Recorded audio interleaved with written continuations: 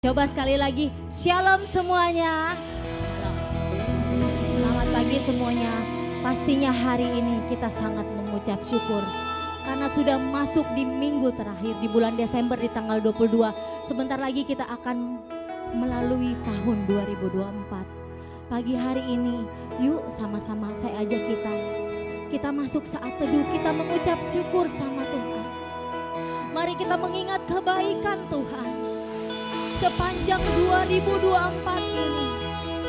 Mungkin banyak hal yang kita hadapi, suka duka yang kita hadapi, tapi percayalah, pertolongan Tuhan gak pernah terlambat buat kita semua. Amin Yesus.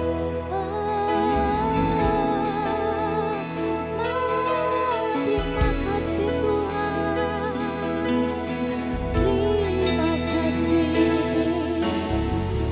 sebab Engkau baik. Naikkan pujian syukurmu yang terbaik pagi hari ini. Percayalah Tuhan Yesus ada saat ini. Biarlah lawatan Allah, hadirat Allah hadir di tengah-tengah kita pagi hari ini.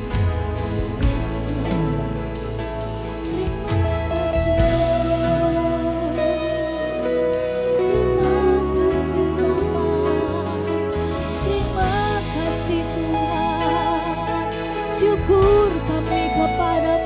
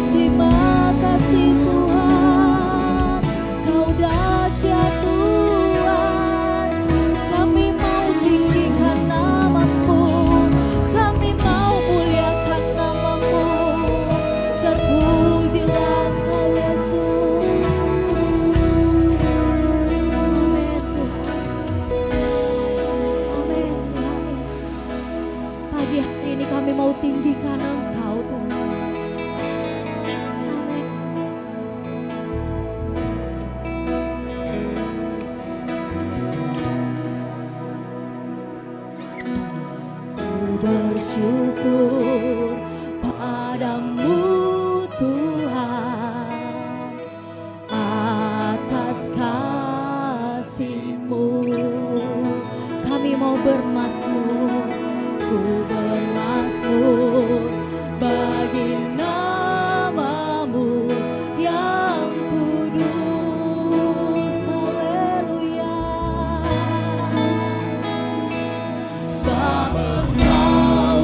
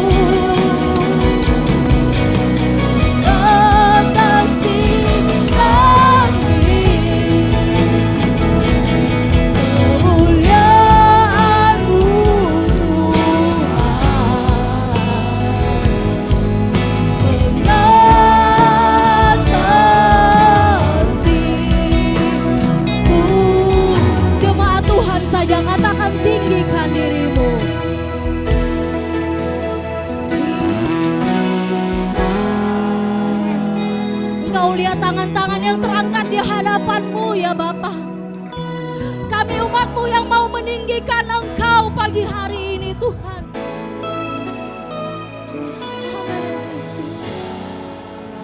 Yes Lord, haleluya.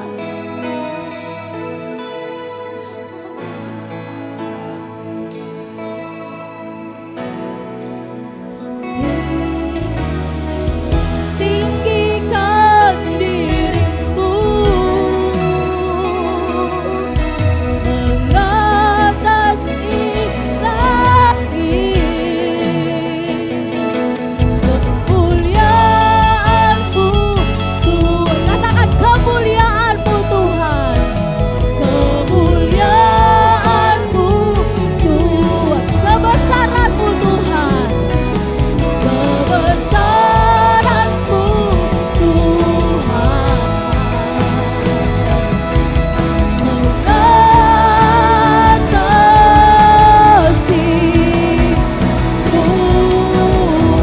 Yuk kita sembah Dia.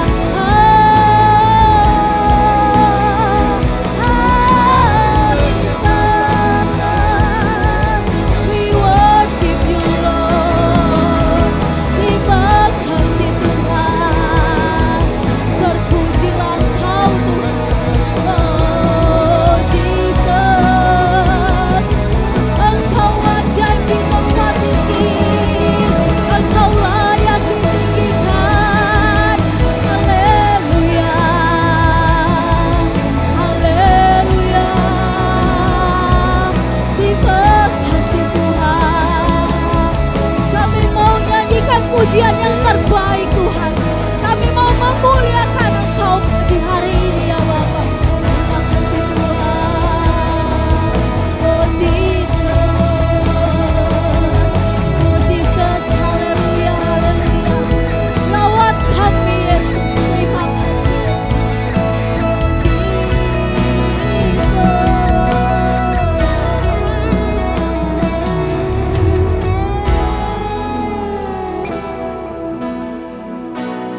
nyanyi pujian bagimu Tuhan, pujian bagimu Tuhan, sebab nama-Mu besar Tuhan. Amin, sebab hanya Engkau yang layak Tuhan. dan layak dipuji. Nyanyi pujian bagimu Tuhan, pujian bagimu Tuhan, nama-Mu besar dan layak. Kita angkat kedua tangan kita, puji lagi katakan, nyanyi pujian bagi yes Lord Tuhan, pujian. Amin, ini pujian kami Tuhan.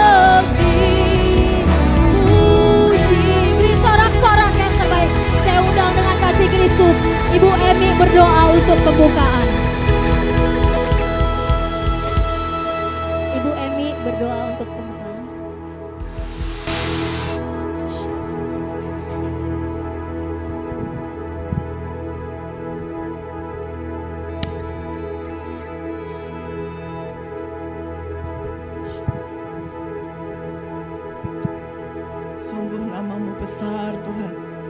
Nama-Mu yang layak kami puji, kami tinggikan. Kau yang duduk di atas tahta kemuliaan. Saat ini Tuhan, kami bawa seluruh jemaat Musik Osi ini ke dalam tangan-Mu Tuhan. Tangan kasih-Mu. Tuhan, inilah wujud kerinduan kami padamu Tuhan. Pagi hari ini boleh kami Tuhan, Kau Tuhan semakin kuatkan kami Tuhan di dalam Engkau Tuhan. Semakin hari kami boleh Tuhan tumbuh dan terus berkenan padamu Tuhan. Biarlah hanya kemuliaan-Mu Tuhan yang terus melingkupi kami Tuhan. Bagi jemaat-jemaat Musik Osi Tuhan. Biarlah jemaat COC ini Tuhan semakin hari semakin melekat padamu Tuhan. Taat setia padamu dan mengasihi-Mu lebih sungguh-sungguh Tuhan. Kami menyerahkan semuanya ke dalam tangan-Mu Tuhan. Segala kehidupan kami Tuhan. Sehingga kami Tuhan, yang sebentar lagi kami akan di tahun depan Tuhan, masukin tahun 2025. Kau Tuhan mempersiapkan kami dengan kekuatan yang baru, semangat yang baru. Tuhan, terima kasih Tuhan. Kami kembalikan padamu Tuhan seluruh yang pagi hari ini Tuhan, di dalam pelayanan khususnya kami menyerahkan hamba-Mu Tuhan yang akan menyampaikan isi hati-Mu Tuhan. Bapak Kinoto Tuhan, biarlah Kau urapi dia Tuhan, Kau pakai dia untuk menyampaikan isi hati-Mu Tuhan. Sehingga nih jemaat-Mu Tuhan boleh mengerti dan menyerap, sehingga kami boleh melakukan sesuai dengan firman-Mu Tuhan. Biarlah kehendak-Mu saja yang jadi Tuhan di dalam kehidupan kami. Kami juga menyerahkan yang ambil bagian di dalam pelayanan, baik musik, WL, singer, begitu juga Aser Tuhan. Engkau multimedia Tuhan, Engkau berkati mereka Tuhan. Sehingga Tuhan berkat daripadamu Tuhan melengkapi mereka di dalam pelayanan ini Tuhan. Tuhan berikan dia fokus hanya untuk menyenangkan hati-Mu Tuhan. Biarlah kemuliaan tercurah bagi kami semua pagi hari ini. Kami sambut ibadah pagi hari ini di dalam satu nama Tuhan kami Yesus Kristus. Kami berdoa dan mengucap syukur. Haleluya. Sama. Amin. Amin. Haleluya. Boleh kasih salam kiri kanan, kita boleh keluar dari tempat duduk kita ya. Minimal 10 boleh, kebanyakan ya, minimal 5. Yuk mari kita salam.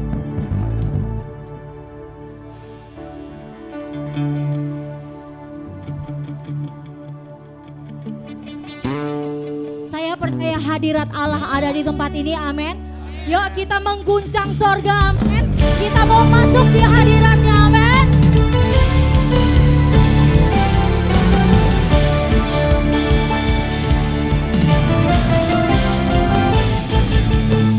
Masuk hadiratnya dengan hati bersyukur. Masuk gerbangnya dengan pujian. Bermasmur bagi Dia, nyanyikan nyanyian baru, bersukacita sekarang menyembahnya. Masuk hadiratnya. Masuk hadiratnya dengan hati bersyukur. Masuk gerbangnya dengan pujian. Bermasmur bagi Dia, nyanyikan nyanyian baru, bersukacita sekarang tinggikannya. Saat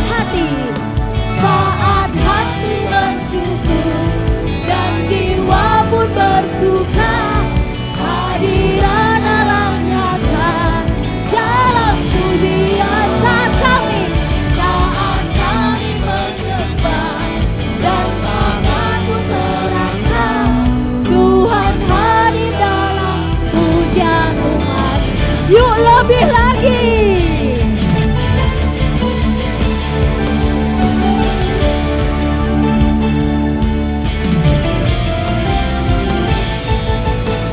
Masuk hadiratnya.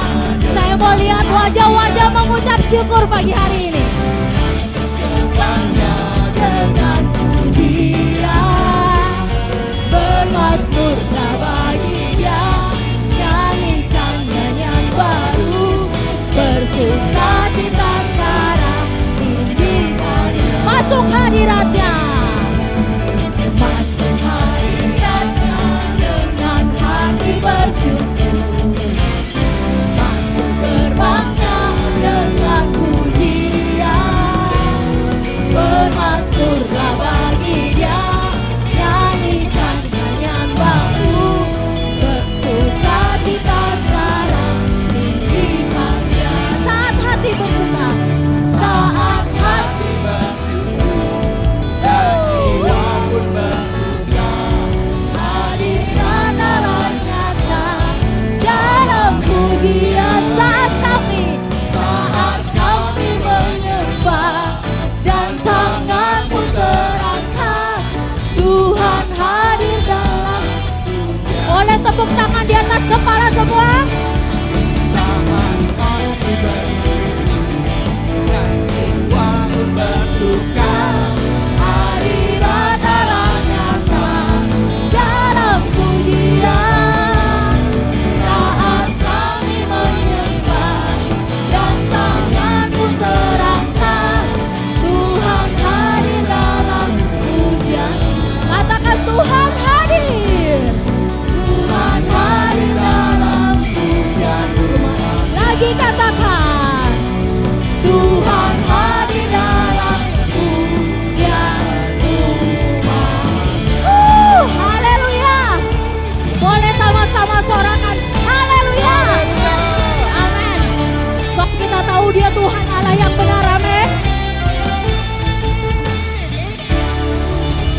Amin. Ada yang mau duduk? Udah capek belum? Belum ya. Kita mau mengguncang sorga pagi hari ini. Amin. Sebab Dia Allah yang benar, Allah yang ajaib. Amin.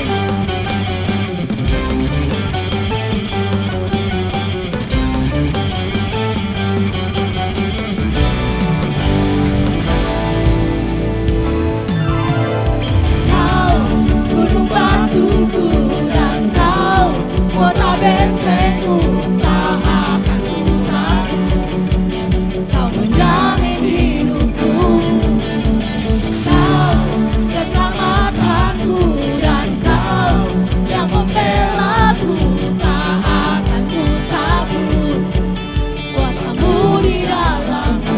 Katakan dengan imanmu. Badai bergema di dalam hidupku. Amin. Namun tangan siapa?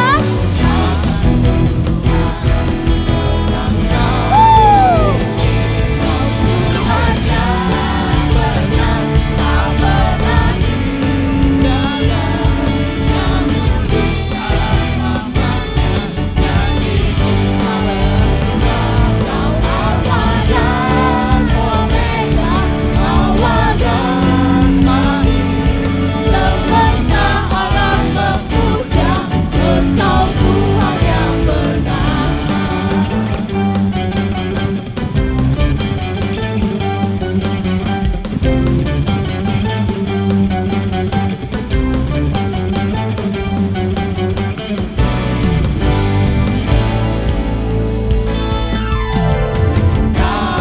Gunung batuku dan kau kota bentengku, tak akan ku ragu.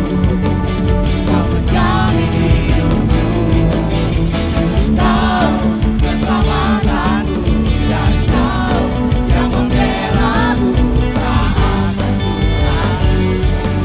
Kuasamu di dalamku, walau badai.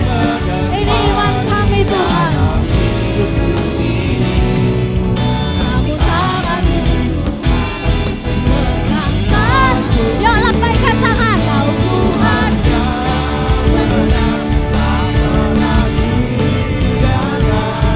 dahulu, sekarang, selamanya. Janjimu tak berubah. Kau Alfa dan Omega, awal dan akhir. Semesta alam memuja, Engkau Tuhan yang benar. Musik memuji Tuhan. Boleh kita tepuk tangan di atas kepala ya.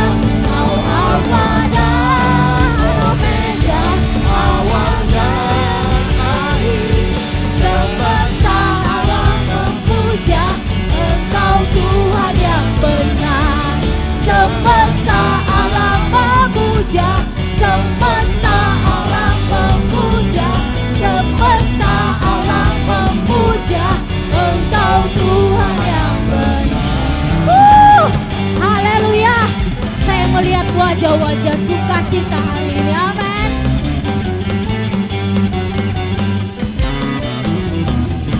Amin. Amin. Haleluya.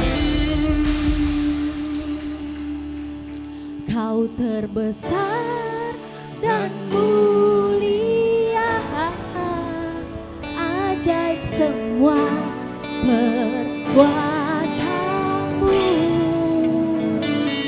Kau terbesar dan mulia, biarlah semua memujimu.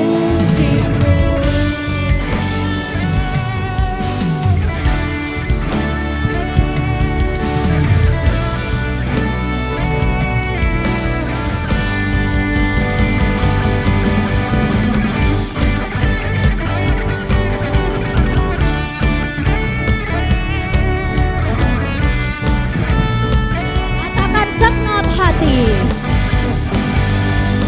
Segenap hati aku memuji, segenap jiwa aku bernyanyi, karena Roh-Mu ada dalamku, Tuhan.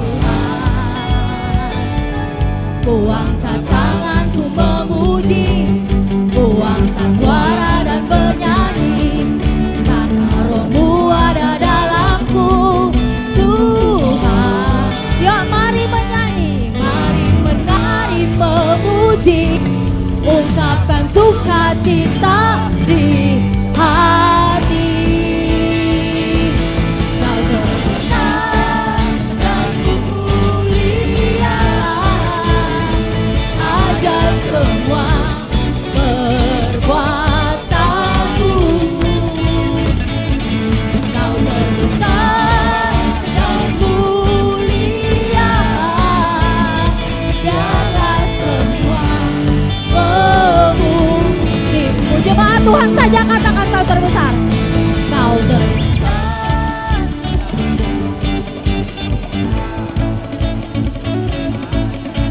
Amin. Sebab Engkau Allah yang ajaib, Tuhan. Kau terbesar dan mulia, biarlah semua memujimu. Katakan biarlah semua, biarlah semua memujimu. Lagi katakan, biarlah semua memujimu.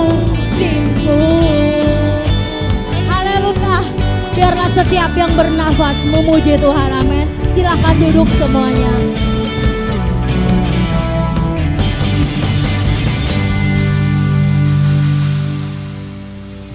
Amin. Terima kasih Bapak. Terima kasih Yesus. Terima kasih Yesus. Pagi hari ini kami mau selalu terhubung sama Engkau Tuhan. Yesus.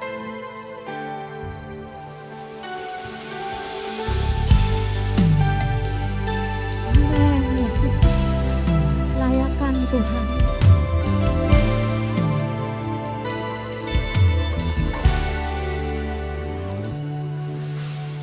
Kasih-Mu layakkan seluruh hidupku,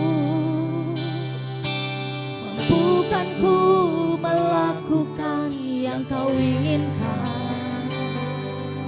Tak bisa ku terlepas, Kau menggenggam tanganku, ingin lebih mengenal pribadi-Mu. Katakan terhubung. Terhubung dengan Kami umat-Mu yang mau selalu terhubung sama Engkau Tuhan. selalu Melekat di hati-Mu, firman-Mu itulah dasar hidupku yang berdaulat atasku.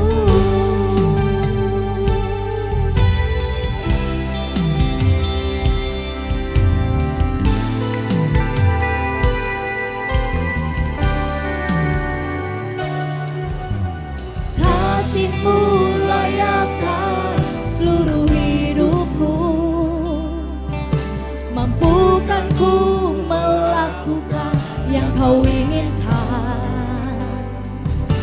di saat ku terlepas, kau menggenggam tanganku, ingin lebih mengenal pribadimu.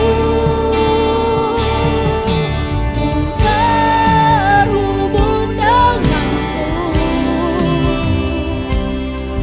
selalu. Saya undang jemaat Tuhan bangkit berdiri. Firman-Mu itulah dasar hidupku, yang berdaulat atasku, terhubung denganmu, selalu melekat di hatimu. Firman-Mu itulah dasar hidupku, yang berdaulat atasku, terhubung denganmu,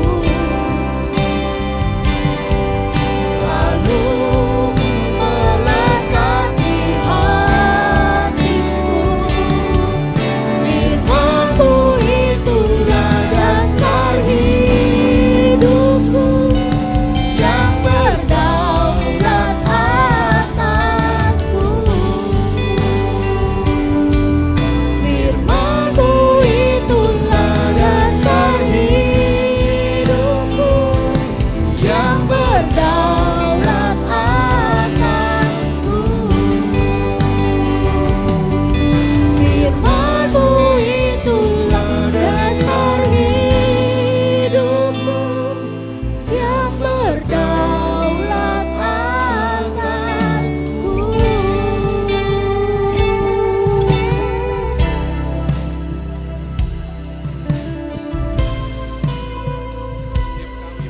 Firman yang berdaulat atas hidup kami ya Tuhan.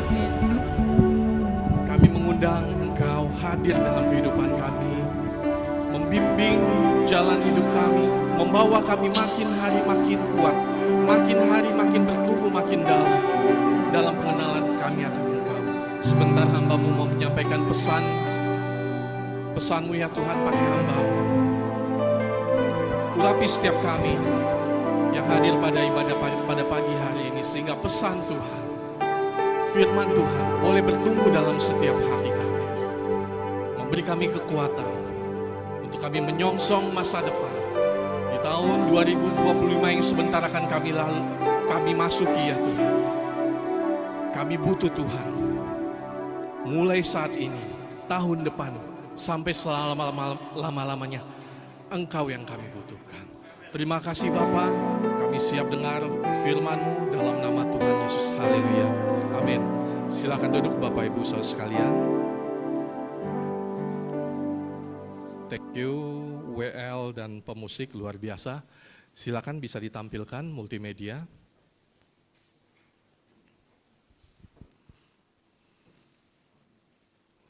Bapak Ibu, nggak terasa kita bentar lagi masuk tahun 2025, 1 minggu lagi. Minggu depan ibadah kita terakhir, nanti 3 hari lagi kita akan ibadah Natal di Hotel Santika. Kemudian hari Minggunya kita ibadah, habis itu kita langsung masuk ke tahun 2025. Biasanya kalau di akhir tahun, memasuki tahun baru, biasanya kita buat resolusi ya Bapak Ibu ya. Ada yang punya kebiasaan buat resolusi. Saya punya tujuan di tahun 2025, tahun depan mau ngapain, mau melakukan apa dan sebagainya. Seringkali saya juga melakukan itu Bapak Ibu Saudara sekalian. Saya buat tujuan tahun depan. Rencana-rencana tahun depan saya mau melakukan ini, saya mau melakukan itu. Karena kalau kita punya tujuan, perjalanan hidup kita, apa yang kita kerjakan di tahun tersebut akan lebih fokus dan akan lebih terarah Bapak Ibu Saudara sekalian. Pada pagi hari ini saya akan membawakan firman Tuhan, saya beri judul Hidup adalah Perjalanan, bukan hanya tujuan. Hidup adalah perjalanan, bukan hanya tujuan. Seringkali kita cuma mikirin tujuannya.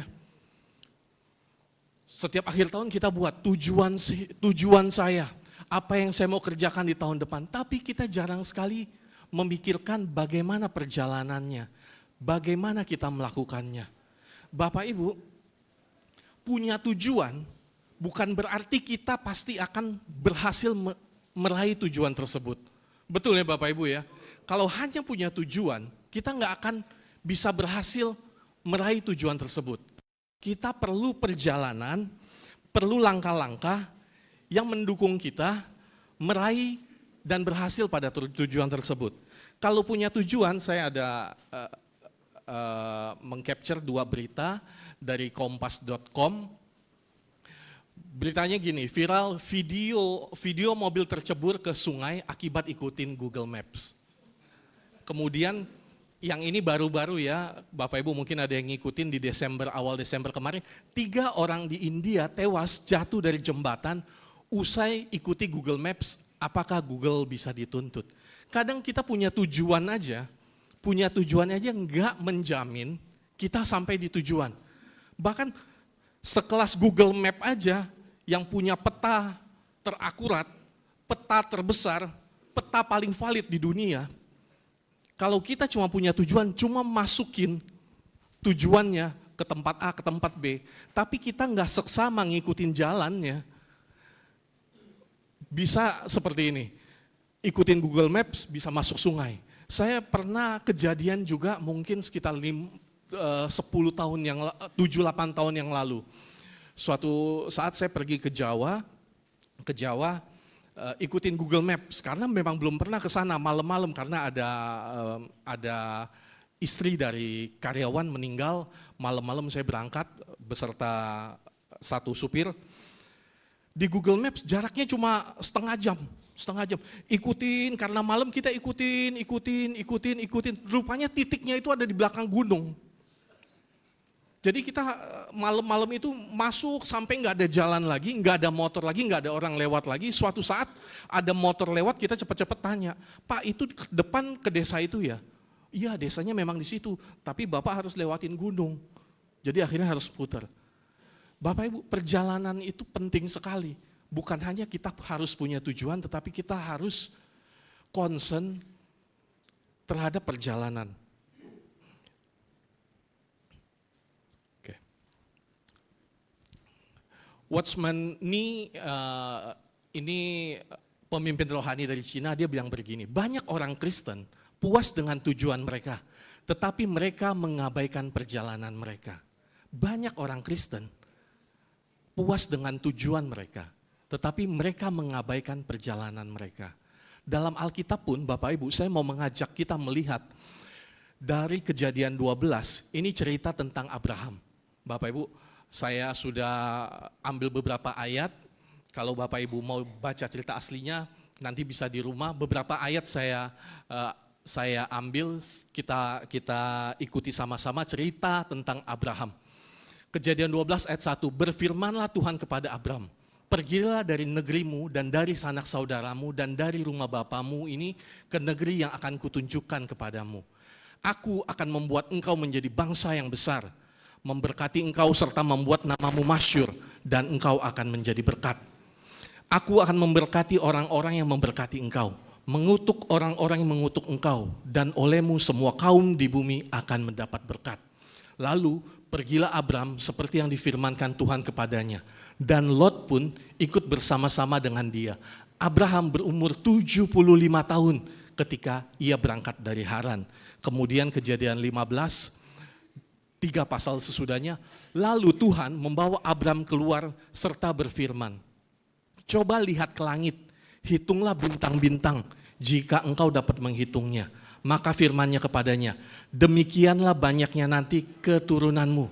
Kemudian 1 ayat sesudahnya, setelah ayat pasal ke-15, sekarang pasal ke-16, adapun Sarai, istri Abraham tidak beranak. Ia mempunyai seorang hamba perempuan, orang Mesir, Hagar namanya. Berkatalah Sarai kepada Abraham, Bapak Ibu perhatikan, engkau tahu Tuhan tidak memberi aku melahirkan anak. Karena itu, baiklah hampiri hambaku itu, mungkin oleh dialah aku akan memperoleh seorang anak. Dan Abram mendengarkan perkataan Sarai. Ayat ke-15, lalu Hagar melahirkan seorang anak laki-laki bagi Abraham. Dan Abram menamai anak yang dilahirkan Hagar itu Ismail. Abraham berumur 86 tahun ketika Hagar melahirkan Ismail baginya. Pasal 17, ketika Allah berfirman, tidak, melainkan istrimu Sarah yang akan melahirkan anak laki-laki bagimu, dan engkau akan menamai dia Ishak, dan aku akan mengadakan perjanjianku dengan dia menjadi perjanjian yang kekal untuk keturunannya. Bapak Ibu, kita perhatikan cerita Abraham. Abraham dijanjikan Tuhan punya keturunan. Seperti kita baca ya, dari Kejadian 12, ketika Abraham dipanggil keluar dari rumah bapaknya, dari Haran, apa yang Tuhan katakan? Tuhan langsung katakan bahwa aku akan membuat engkau, di ayat kedua, aku akan membuat engkau menjadi bangsa yang besar. Kalau menjadi bangsa yang besar, otomatis dia akan punya keturunan. Betul ya Bapak Ibu? Nggak mungkin dia menjadi bangsa yang besar kalau dia tidak diberikan keturunan. Kemudian pasal ke-15, Tuhan juga manggil Abraham keluar, terus Tuhan berfirman, coba lihat ke langit, hitunglah bintang-bintang, jika engkau dapat menghitungnya, demikian banyaknya nanti keturunanmu. Tuhan berfirman untuk Abraham, bahwa keturunannya akan seperti bintang di langit. Tetapi Bapak Ibu saudara sekalian, apa yang terjadi kemudian? Di pasal 16, baru di pasal ke-15 Tuhan ngomong. Di pasal ke-16 Sarai waktu itu suruh Abraham menghampiri budaknya supaya melahirkan seorang anak. Kita bisa melihat Bapak Ibu, Abraham dan Sarah punya tujuan. Dia punya tujuan, dia pegang, dia tahu janji Tuhan bahwa ia akan diberikan keturunan menjadi bangsa yang besar. Tapi apa yang mereka kerjakan dalam perjalanannya, Sarah dan Abraham gak setia menunggu waktunya Tuhan. Gak sabar menunggu waktunya Tuhan. Tanda kutip mereka berpikir bisa membantu Tuhan mewujudkan rencana Tuhan. Tapi apa yang dipikirkan Tuhan berbeda dengan apa yang dipikirkan Sarah dan Abraham.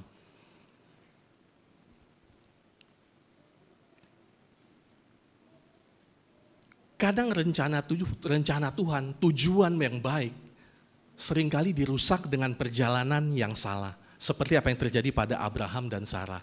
Tujuannya baik, untuk memperoleh keturunan, tetapi caranya itu salah. Caranya salah. Tidak sesuai dengan apa yang menjadi rencana dan kehendak Tuhan. Bapak Ibu, kita stop, saya mau ajak kita melihat satu fenomena yang lagi marak ada di sekitar kita. Beritanya gini, negara, ini saya ambil dari CNN, negara darurat judi online. Bukan lagi diskusi tapi eksekusi. Kemudian PPATK transaksi judi pada tahun 2024 naik 237%. Kemudian dari CNBC, perintah tegas Prabowo, aktor judi online akan disisir sampai tuntas. Kemudian berita selanjutnya juga judulnya warga RI sudah sakau, darurat judi online makin ganas. 8,8 juta warga RI jadi korban judi online, dampaknya mengerikan. Kemudian berita dari CNBC juga, judi online biang kerok ekonomi RI ambruk, kantong warga dirampok. Bapak Ibu, apa hubungannya judi online dengan khotbah saya pada pagi hari ini? Menurut penelitian, survei yang dilakukan oleh koran Tempo, ada 4 faktor utama seseorang melakukan judi online. Judi online ini benar-benar sedang dikejar ya Bapak Ibu ya. Menteri Agama juga menghimbau para pemuka agama dalam dakwanya, dalam khotbahnya, sisipkan, edukasi, ceritakan bahaya judi online bagi orang-orang sekitarnya. Orang tua juga diminta terus himbau, kasih tahu anak-anaknya. Karena Bapak Ibu, judi online bukan hanya menyasar orang yang sudah bekerja. Sampai ada berita, anak umur 10 tahun udah banyak yang judi online. Jadi Bapak Ibu, ini salah satu ancaman besar lingkungan kita, negara kita, termasuk juga dalam gereja. Ada 4, Tempo menulis, ada 4 faktor utama orang melakukan judi online. Yang pertama ekonomi. Ekonomi. Susahnya mencari kerja, akhirnya judi online. Ada kebutuhan ekonomi, anaknya minta susu, mesti beli beras, anaknya masuk sekolah, punya uang terbatas. Tiba-tiba buka handphone, cukup 50.000 bisa dapat 1 miliar.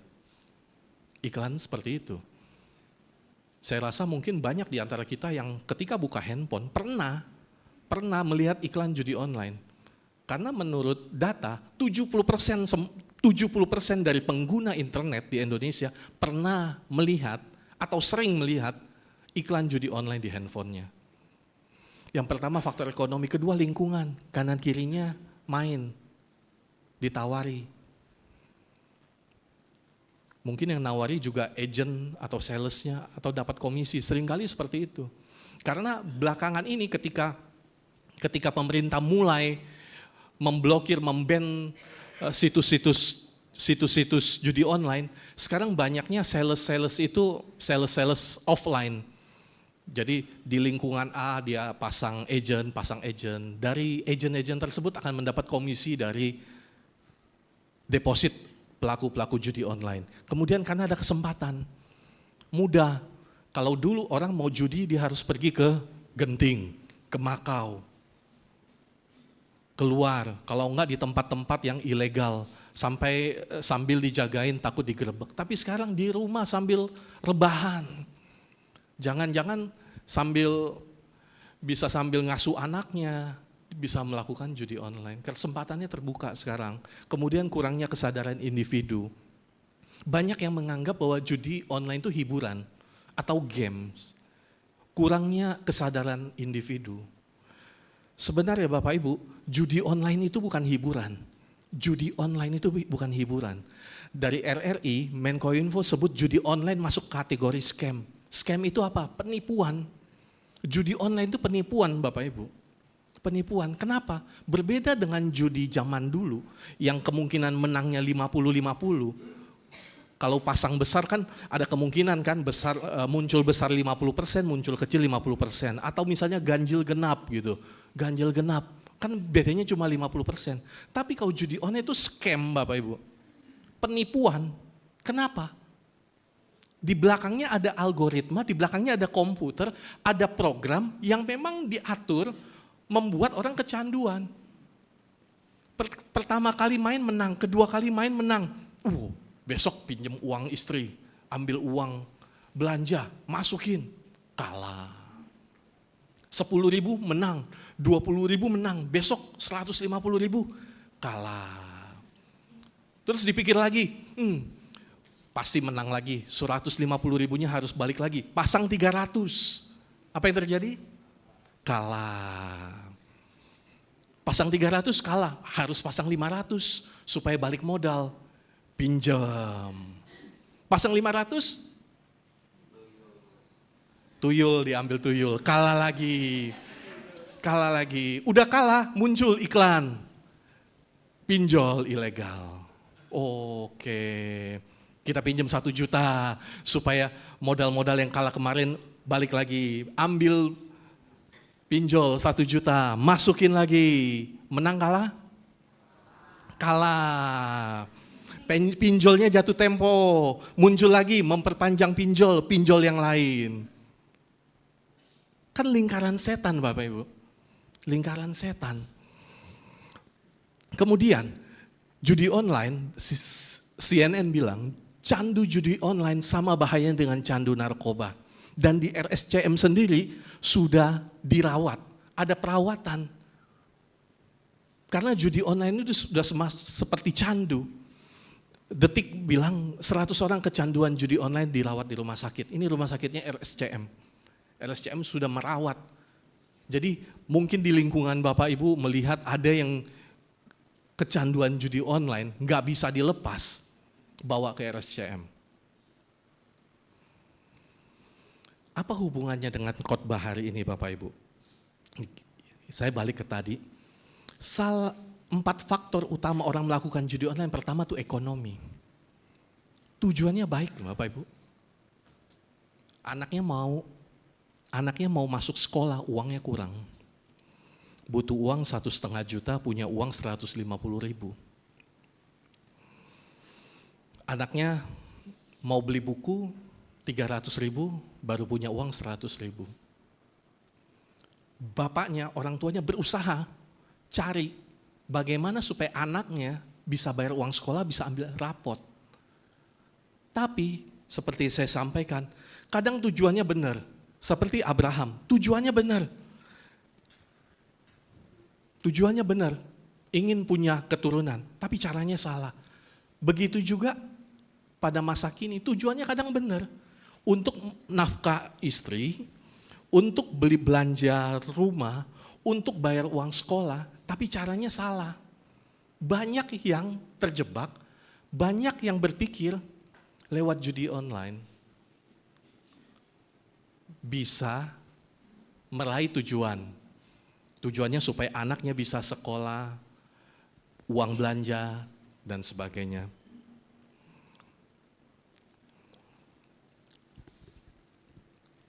Tujuannya benar. Tujuannya benar, caranya salah. Akibat caranya salah, hasilnya akan salah. Karena caranya salah, hasilnya akan salah juga. Ini beritanya banyak banget soal judi online. Saya cari langsung muncul banyak sekali. Cerita Rangga hidup dan kuliah hancur imbas kecanduan judi online. Menteri Agama, 4.000 pasangan cerai karena judi online. Bukan cuma diri sendiri, kecanduan diri sendiri, merusak diri sendiri. Tapi judi online merusak sekitar, orang-orang sekitarnya. Ketagihan judi online, petugas pengisi ATM BET di Batam gasak uang 1,1 M. Akibat judi online pekerjaannya hilang. Orang-orang sekitarnya, perusahaannya dirugikan. Kemudian istri bakar suami karena judi online. Komnas Perempuan minta pemerintah bertindak. Udah jadi terjadi kekerasan dalam rumah tangga. Cerita korban suami judi online, KTP dicuri buat pinjol, TV dijual.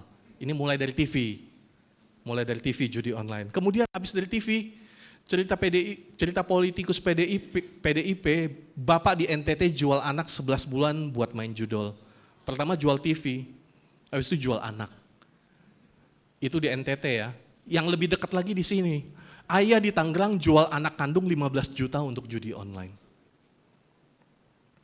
Kemudian sampai TNI aja, prajurit TNI bunuh diri terlilit utang judi 819 juta. Bapak Ibu dengan cara yang tujuannya mungkin benar, tujuannya benar. Seringkali kalau ditanya orang pelaku judi online apa? Kenapa mereka melakukan judi online? Seperti yang Tempo survei, pertama ekonomi, untuk memenuhi kebutuhan. Tetapi karena jalannya salah, perjalanannya salah, hasilnya juga akan salah. Kita lihat, pertama akan merugikan diri sendiri, mereka kecanduan. Kemudian orang-orang sekitar akan dirugikan. Sampai bisa terjadi bunuh diri.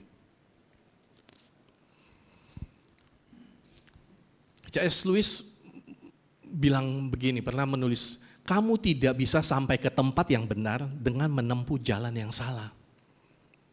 Kita nggak bisa menuju tempat yang benar dengan cara yang salah. Perjalanan itu penting Bapak Ibu. John Calvin bahkan menulis, bahkan tujuan yang benar jika ditempuh dengan cara yang salah tidak memuliakan Tuhan. Jangan ada yang beranggapan, oh Tuhan, anak saya butuh uang untuk bayar SPP supaya dapat bisa ambil rapot. Kemudian tiba-tiba buka handphone muncul iklan judi online. Kemudian, wah mungkin ini cara Tuhan ya menjawab doa saya. Dia pasang 50.000, beneran dapat 300.000. Haleluya, puji Tuhan, Tuhan menjawab doa saya. Apakah ceritanya seperti itu? Enggak kan? Tujuannya benar. Jika ditempuh dengan cara yang salah tidak memuliakan Tuhan, bukan itu jalan Tuhan menolong kita.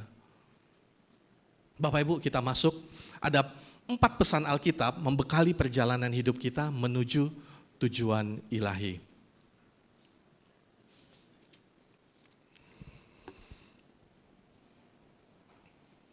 Yang pertama saya mau mengajak kita melihat perjalanan bangsa Israel keluar dari Mesir dipimpin oleh Musa.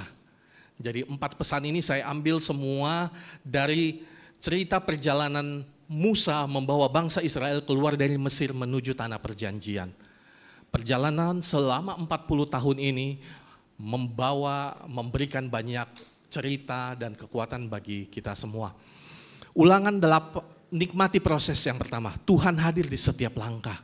Kita lihat dalam Ulangan 8 ayat 4, pakaianmu tidaklah menjadi buruk di tubuhmu dan kakimu tidaklah menjadi bengkak selama 40 tahun ini.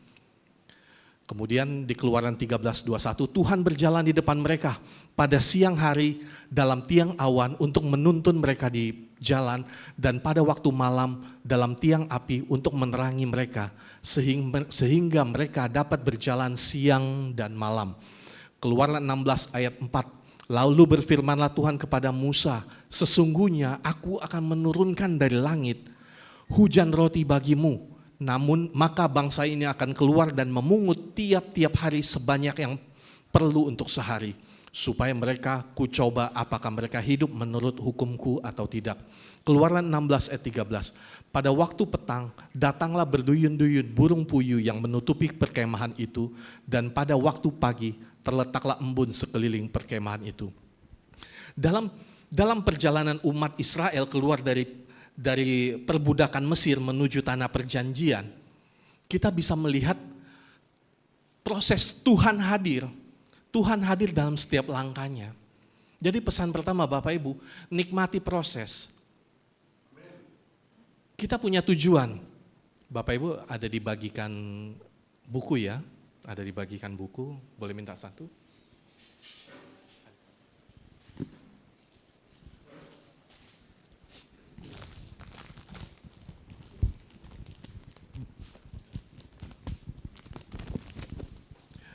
Silakan dibawa pulang Bapak Ibu bukunya, ya. Bisa Bapak Ibu bawa pulang. Hidup kita tuh seperti buku Bapak Ibu. Hidup kita seperti buku. Kita bisa tulis di lembar pertama hari ini atau di lembar pertama kita lahir atau awal tahun 1 Januari 2025. Di belakangnya kita tulis tujuan hidup kita. Apa tujuan hidup kita semua Bapak Ibu? Bersama Tuhan di kekekalan, betul ya? Masuk surga bersama Tuhan dalam kekekalan. Tapi Bapak Ibu, buku itu kan isinya bukan cuma halaman depan dan halaman belakang. Ada tengahnya kan? Tengah ini yang kosong. Ini lagi sebut perjalanan. Perjalanan kita. Kita harus isi perjalanan kita, tulis setiap hari. Tulis setiap hari. Kita harus isi perjalanan hidup kita. Nikmati proses. Bapak Ibu, lembar ini panjang gitu. Kalau kita nggak menikmati proses, hidup kita akan pahit gitu. Kita akan bersungut-sungut, merasa tidak puas, merasa Tuhan tidak adil dan sebagainya. Langkah pertama, nikmati proses. Tuhan hadir kok. Tuhan hadir dalam setiap langkah. Lebih sulit apa kehidupan kita dibandingkan umat Israel keluar dari perbudakan, diperbudak keluar dalam padang gurun, gak ada apa-apa. Tapi apa yang Tuhan kerjakan? Ulangan 8 ayat 4, pakaiannya tidak menjadi buruk di tubuhnya. 40 tahun pakaiannya gak buruk. Kakinya tidak menjadi bengkak selama 40 tahun ini. Jalan di padang gurun Bapak Ibu. Kasutnya, sepatunya, bajunya gak rusak. Kakinya gak bengkak. Satu kali istri saya diajak ibu-ibu pulang waktu mau ulang tahun gereja ke Mangga 2 ya. Ke Mangga 2. Habis Mangga 2 Pasar Baru ya. WTC juga ya. Jadi keliling, mereka pulang gereja, pulang sampai BSD sekitar jam 7, jam 8 lah gitu.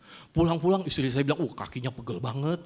Kalau tahu gitu gue pulang lebih cepat, kata dia udah pegel-pegel gitu. Itu baru jalan setengah hari Bapak Ibu. Baru jalan setengah hari. Ini 40 hari, kakinya nggak bengkak. Apa kita meragukan penyertaan Tuhan? Kemudian Di gurun nggak ada listrik, nggak ada lampu Bapak Ibu. Apa yang Tuhan kerjakan? Ada tiang api. Kalau gurun itu kan siang panas, malam itu dingin kan. Siang panasnya ekstrim, malam dinginnya ekstrim. Apa yang Tuhan kerjakan? Siang dikasih tiang awan supaya nggak panas. Malam dikasih tiang api untuk penerangan. Nggak kedinginan. Kurang apa penyertaan Tuhan? Kurang apa kehadiran Tuhan? Kemudian di gurun mau cari makanan apa? Sepanjang mata pasir semua. Apa yang Tuhan kerjakan? Setiap pagi ada mana, ada roti turun. Ada roti turun, tinggal diambil. Dan bukan satu hari aja turun, setiap hari. Kecuali hari Sabat. Setiap hari. Kurang protein, cuma karbo, dikirim burung puyuh, sumber protein. Apakah kita masih meragukan penyertaan Tuhan? Bapak Ibu, dalam perjalanan kita, apapun tujuan kita, di tengah-tengah perjalanan kita, ingat, di tengah perjalanan kita, ingat, Tuhan hadir, nikmati prosesnya. Saya ingat saya pernah dalam satu kelompok sel ngobrol waktu itu sharing, Bu Meta, waktu itu kita komsel di rumah Bu Meta. Ketika sharing saya dan istri cerita, waduh kita nih kewalahan, kita tuh capek gitu. Kita capek mengasuh 3 anak cowok di rumah. Bapak Ibu kalau yang pernah ke rumah saya tahu ya anak-anak kalau di rumah seperti apa ya. Tadi malam anak-anak youth Natal di rumah, tiba-tiba bisa kursi jatuh tiba-tiba. Sudah pulang nangis lagi, kejedut lagi. Pokoknya ceritanya panjang sekali gitu. Saya ingat Bu Meta cuma ngomong gini, Pak nikmati prosesnya. Ada waktunya. Ketika anak-anak udah besar, seperti anak Bu Meta, mungkin ada yang sudah keluar negeri, malah kita kangen, rumah itu berisik. Sekarang mungkin kita bising kalau rumah itu berisik. Ada kalanya, jadi nikmati prosesnya aja, kata Bu Tati Hadinoto, Bu Meta, nikmati prosesnya. Ada kalanya anak-anak itu besar, rumah itu sepi, kita malah kangen anak-anak itu berisik lagi. Saya dikuatkan oleh cerita dari Bu Meta tersebut. Yang pertama, nikmati proses, Tuhan hadir dalam setiap langkah. Dalam Roma 8 ayat 28 juga kita hafal semua Bapak Ibu. Kita tahu sekarang bahwa Allah turut bekerja dalam segala sesuatu untuk mendatangkan kebaikan bagi mereka yang mengasihi Dia, yaitu bagi mereka yang terpanggil sesuai dengan rencana Dia. Rencana Allah. Hidup bukan tentang berlari ke tujuan akhir, tetapi menikmati setiap langkah bersama Tuhan dalam perjalanan. Jadi apapun tujuan kita, nikmati proses bersama dengan Tuhan.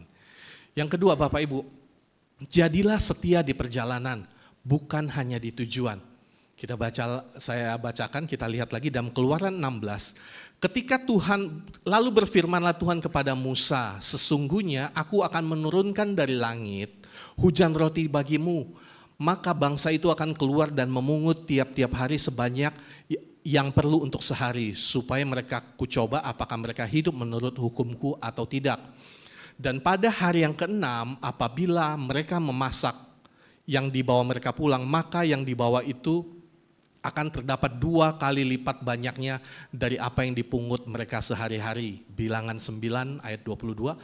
Berapa lama pun juga awan itu diam di atas kemah suci, baik 2 hari, baik sebulan atau lebih lama, maka orang Israel tetap berkemah dan tidak berangkat.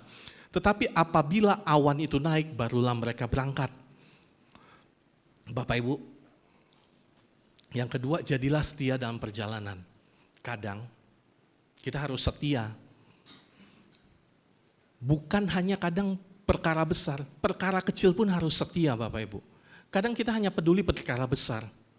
Perkara kecil kita anggap remeh dan sebagainya. Di sini dalam Keluaran 16 mungkin terlihat remeh gitu. Tuhan cuma bilang mananya itu dikumpulin, cukup buat sehari-sehari aja. Tapi kalau mereka melakukan dengan setia, mereka melakukan dengan setia apa yang Tuhan perintahkan, kehidupan mereka berjalan dengan baik. Kemudian di Lukas 16 ayat 10, barang siapa setia dalam perkara-perkara kecil, ia juga setia dalam perkara-perkara besar. Barang siapa tidak benar dalam perkara-perkara kecil, ia tidak benar juga dalam perkara-perkara besar. Dalam perjalanan kita mengejar tujuan kita, jangan hanya melihat batu-batu besar. Kadang yang buat kita tersandung tuh bukan batu besar Bapak Ibu. Yang buat kita tersandung tuh kerikil-kerikil kecil. Kalau batu besar kita bisa lihat terus kita hindari. Kalau kerikil kadang mata kita nggak melihat. Setia dalam perkara kecil, dimanapun kita ditempatkan, dimanapun kita bekerja, dimanapun kita ada, setia.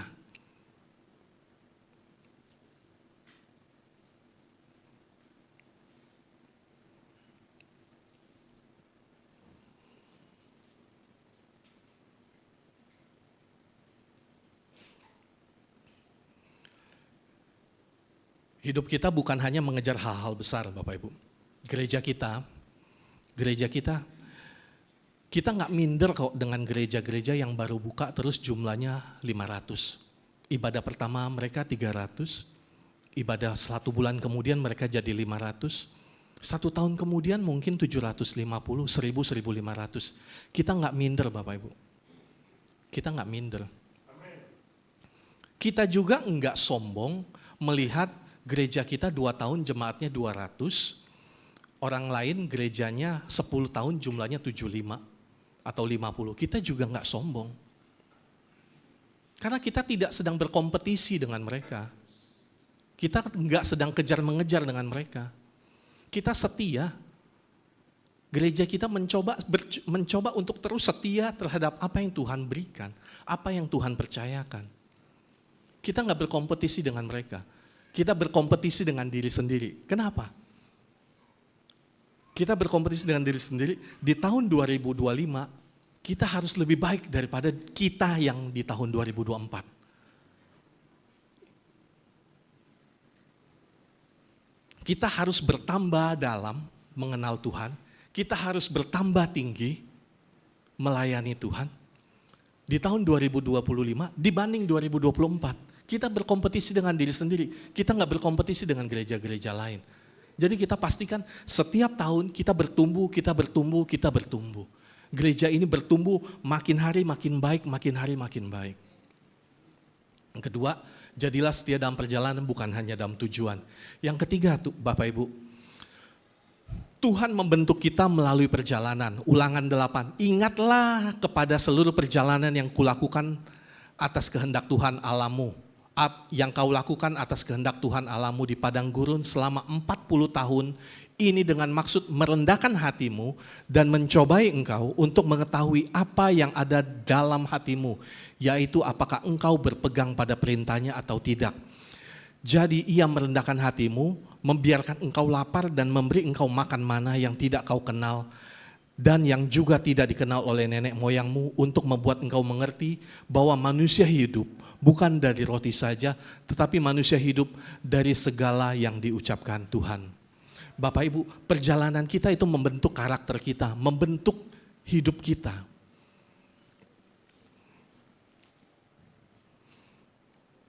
Artinya, di tahun 2024, kita harus lebih baik daripada tahun 2023.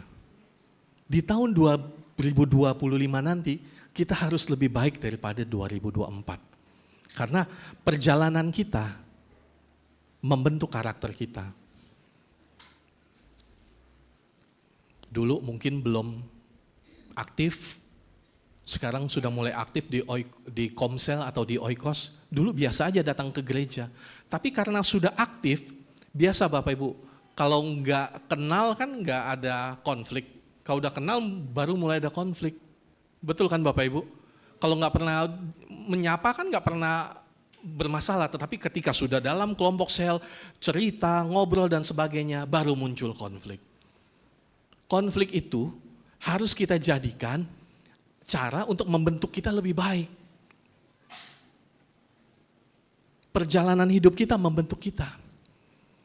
Jangan malah menghancurkan kita. Wah udah, saya nggak cocok sama orangnya, saya pergi aja. Wah kita kabur Bapak Ibu. Yang harus kita lakukan ya, konflik itu, masalah itu membentuk kita menjadi orang yang lebih berempati, tidak egois, memikirkan orang lain dan sebagainya. Selanjutnya Bapak Ibu, waspadai gaya hidup dan solusi instan. Ini yang menjadi racun dalam orang mengejar tujuannya. Tujuannya bagus. Tapi karena mau yang instan ini yang bikin rusak perjalanan. Dalam Keluaran 32, ceritanya bangsa Israel, Musa lama nggak turun-turun dari gunung. Lalu bangsa Israel minta, ayo buat Allah baru, buat Tuhan baru. Kita lihat, ketika bangsa itu melihat bahwa Musa mengundur-undur turun dari gunung itu, maka berkumpulan mereka mengerumuni Harun dan berkata kepadanya, mari buatlah untuk kami Allah yang akan berjalan di depan kami. Sebab Musa ini orang yang telah memimpin kami keluar dari tanah Mesir, kami tidak tahu apa yang telah terjadi dengan dia. Lalu berkatalah Harun kepada mereka, tanggalkan anting-anting emas yang ada di telinga istrimu, anakmu laki-laki dan perempuan, dan bawalah semuanya kepadaku. Lalu seluruh bangsa itu menanggalkan anting-anting emas yang ada di telinga mereka dan membawanya kepada Harun. Lalu diterimanya dari tangan mereka, dibentuknya dengan pahat dan dibuatnya padanya anak lembu tuangan. Kemudian berkatalah mereka, hai Israel, inilah Allahmu yang telah menuntun engkau keluar dari tanah Mesir. Maunya instan, gak sabar tunggu Musa turun. Langsung secepat itu berubah, minta Allah yang baru. Dengan mudah keluarin anting-anting emas-emas, dikeluarin, dibuat lembu, anak lembu emas, langsung disembah. Gaya hidup instan, solusinya mau instan. Akhirnya kita bisa lihat ceritanya, Tuhan marah besar, sampai bangsa Israel bertobat. Bapak Ibu, hindari, waspadai gaya hidup dan solusi yang instan. Dalam perjalanan kadang banyak godaan untuk kita mengambil jalan yang instan. Kita meraih satu hal, punya tujuan ke satu tempat, godaannya banyak Bapak Ibu.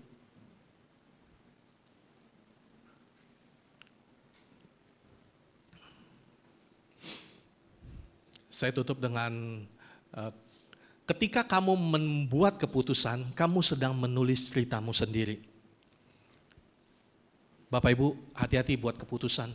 Karena setiap keputusan kita seperti kita menulis cerita kita di buku kehidupan kita, buku hidup kita. Hati-hati membuat keputusan. Hidup adalah sebuah cerita. Saat setiap bab ditulis, Tuhan terus membimbing pena dari mereka yang percaya kepadanya. Percayalah, Tuhan hadir kok dalam perjalanan kita. Ketika kita menulis hidup kita, Tuhan hadir. Tuhan membimbing kita. Bapak Ibu, bisa tulis seperti yang tadi saya sampaikan, di halaman depan mungkin hari ini, di halaman belakang, tujuan kita mau bersama Tuhan dalam kekekalan. Setiap peristiwa-peristiwa penting, buku ini Bapak Ibu mungkin bisa tulis untuk resep makanan, resep masak juga bisa, silakan gitu.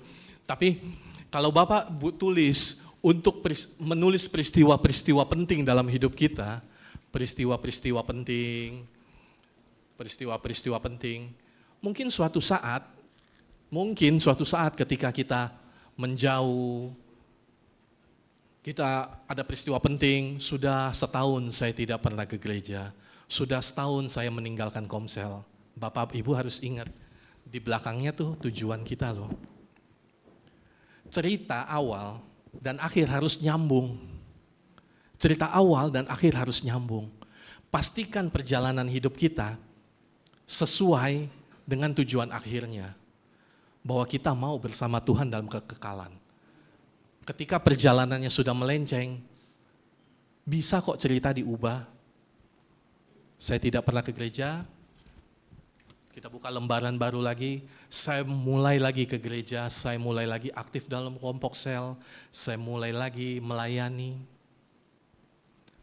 Supaya cerita kita nyambung dari depan sampai belakang.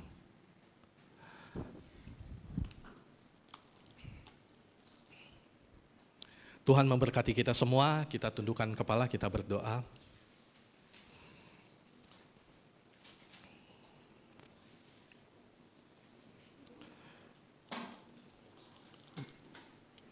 Memberkati setiap kami yang menjadi pendengar firman-Mu dan menjadi pelaku firman-Mu ya Tuhan. Buat kami mengerti pesan-Mu bagi setiap kami bahwa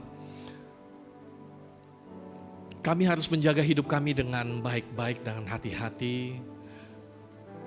Kami punya tujuan, ingin bertemu muka dengan Tuhan dalam kekekalan. Kami harus menjaga perjalanan hidup kami ini selalu berpadanan dengan firman-Mu ya Tuhan. Tidak melenceng ke kanan dan ke kiri.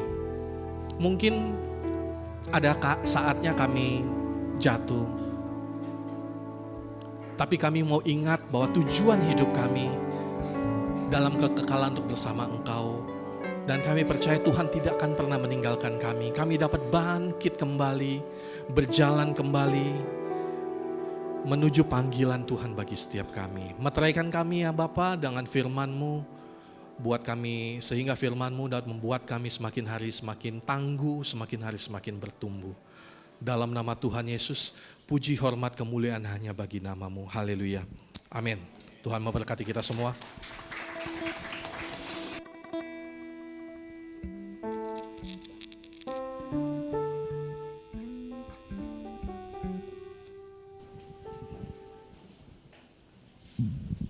Amin. Firman Tuhan yang menubuhkan iman dan percaya kita. Tiba saatnya kita akan membawa persembahan. Dengan kasih Kristus saya undang Ibu Evi untuk berdoa untuk persembahan.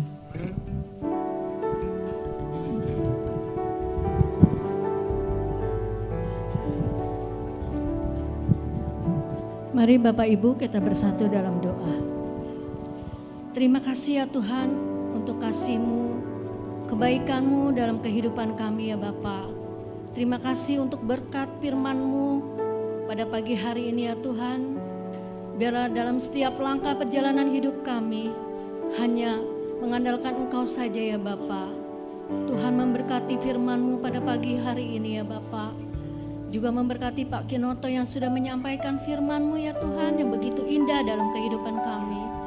Terima kasih Kau pakai Pak Kinoto, Kau berikan dia berkat-Mu, hikmat-Mu ya Bapa dalam setiap pelayanannya. Tuhan memberkati keluarganya, istrinya dan anak-anaknya. Kau menjagainya dimanapun keluarga ini berada ya Bapa. Biarlah keluarga ini juga menjadi saluran berkat-Mu dimanapun mereka berada ya Bapa. Terima kasih ya Tuhan, sebentar kami akan memberikan persembahan. Tuhan memberkati tangan-tangan yang akan memberi. Tuhan memberkati pekerjaan kami. Tuhan memberkati usaha kami ya Bapa. Tuhan memberkati kehidupan kami sehari-hari. Terima kasih ya Bapa. Juga persembahan ini biarlah dapat dipakai untuk kemuliaan-Mu di gereja ini. Tuhan memberkati persembahan ini.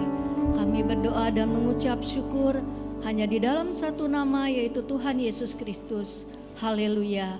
Amin.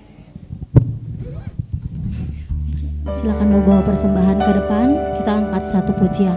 Kau terbesar dan mulia, ajaib semua perbuatanmu.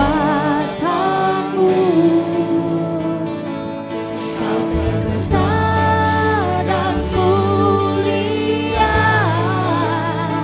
biarlah semua memuji-Mu.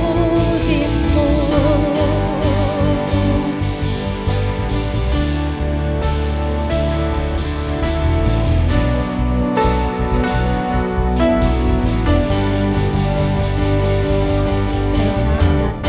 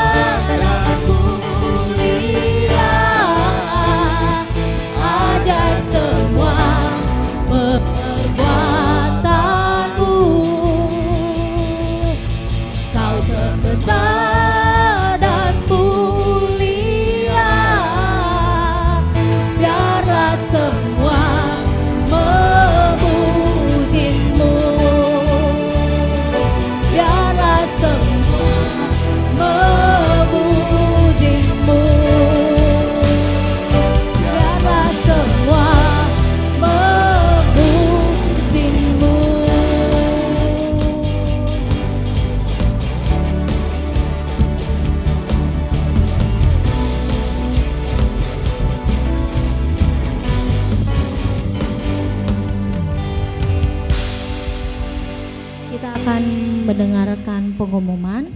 Untuk sedikit pengumuman, ada latihan core final untuk para Oikos senior di lantai 3 setelah fellowship makan bersama di pukul 11.15. Untuk panitia Natal, silakan Ibu Dona, waktu dan tempat saya persilakan.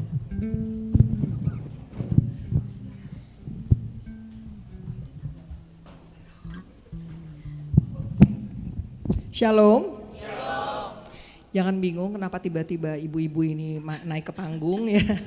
Saya cuma jadi jubir daripada ketua panitia kita, Ibu Emi ya, yang selalu deg-degan katanya kalau di depan. Kalau saya enggak, saya demen aja ngeliatin orang-orang dari sini ya. Oke, tapi sebelum saya memberikan pengumuman, saya mau mau mengatakan untuk Pak Kinoto saya bersyukur untuk firman yang barusan karena relate sekali dengan saya ya. Tapi berhubung ini bukan kolom kesaksian jadi nggak usah pakai kesaksian ya. Oke, Bapak Ibu, kita sudah ada tinggal beberapa hari lagi untuk kita merayakan acara Natal kita di Hotel Santika, betul? Tanggal 25, jangan terlambat ya. Dan kita akan mulai acaranya itu jam 10 pagi. Jadi tolong sebelum jam 10 semua sudah hadir. Kemudian ikuti semua aturan dari yang sudah mungkin disampaikan oleh ketua-ketua kelompok sel ya. Artinya yang saya ingatkan adalah jangan lupa bawa undangan. Kenapa? Karena undangannya di ujung ada nomor undian, betul? Ya, jadi ada undian, ada door prize. Door prize-nya kayaknya mobil ya kalau nggak salah ya. Ya, pokoknya jangan lupa ya bawa undangannya. Kemudian dress code warna Natalnya itu merah, hijau, silver dan gold. Tapi kalau nggak punya salah satu apa aja boleh. Ya, yang penting apa kita datang, kita sama-sama mau merayakan kelahiran Tuhan kita, ya.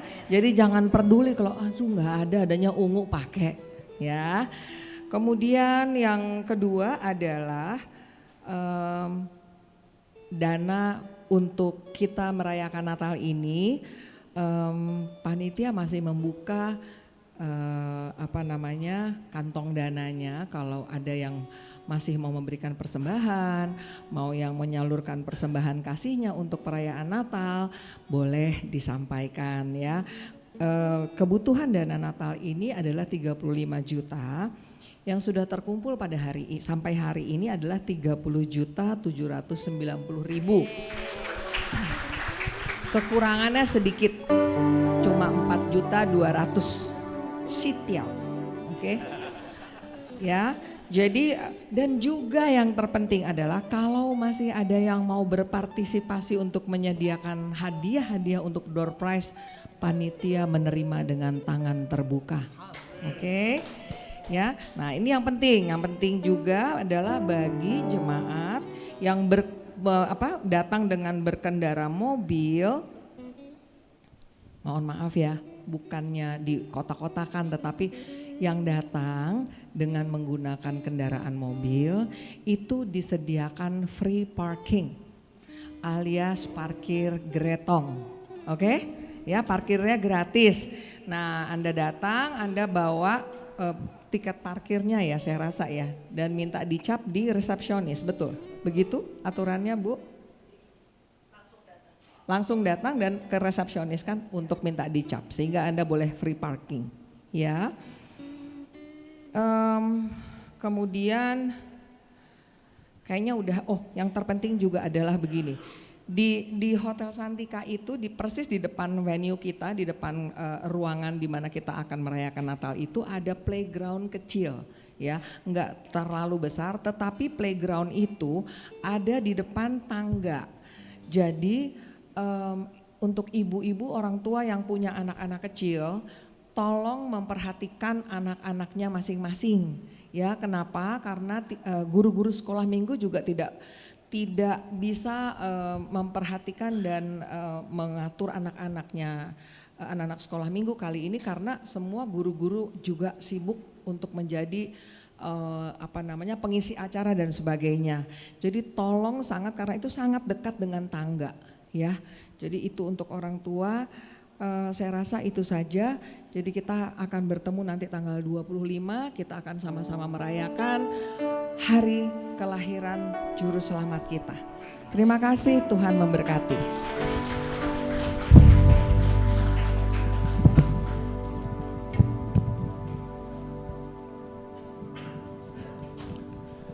Sampailah pada ujung ibadah kita pada pagi hari ini. Sebelum kita tutup, terima kasih untuk semua para pelayan yang luar biasa pagi hari ini. Dan ke hari ini pelayanan pertama Ibu Debbie sebagai WL. Ya.